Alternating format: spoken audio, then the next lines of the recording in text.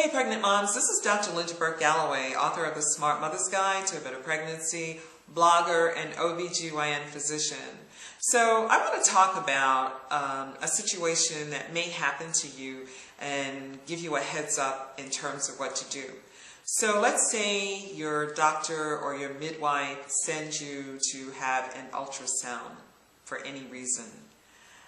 And when you have the ultrasound, it's discovered that there is a cord around the baby's neck. Baby's fine, you feel it moving, everything's okay, but there's this cord. It's called a nuchal cord because the neck is what we call nuchal, a cord around the baby's neck. What should we do? Should it be ignored?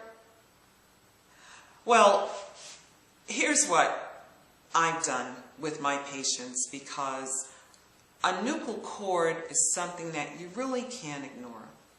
Sometimes within 5 or 10 minutes, the next day, it goes away, but sometimes it doesn't.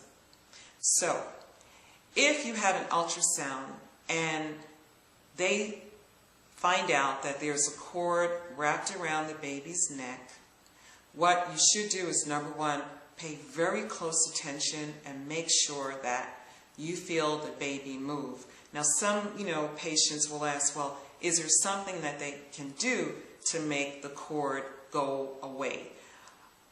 No, unfortunately. Sometimes if the baby has a very long cord, sometimes that cord ultimately gets around the baby's neck.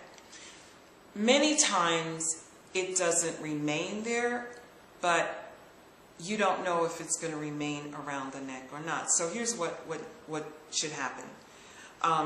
If the cord is around the neck, and let's say you're 32 or 33 weeks, you should definitely have a non-stress test. And I talked about this in another video where they put a belt across your belly and they look at the machine. Sometimes they ask you to click to make sure that it's moving, and that will let us know at least baby's moving.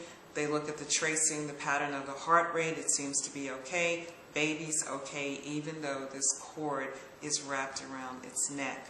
Now, what should happen is they need to do an ultrasound at least once every 2 weeks to see, number one, if it's gone or if it's still there. And if it's still there, you should have a non-stress test to make sure everything is fine. I have had patients that have had this situation. Sometimes the cord remains right up until they have the baby. Sometimes they have a second or third ultrasound and it's gone. The point is, it should not be ignored.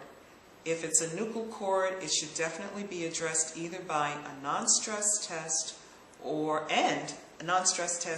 and an ultrasound either 1 or 2 weeks later, just to make sure that everything is okay. So I hope that this information has been helpful to you, and if so, I have many more helpful tips in my book, The Smart Mother's Guide to a Better Pregnancy, that you can pick up at www.smartmothersguide.com, because even if your midwife or your doctor misses a warning sign about your pregnancy, you won't.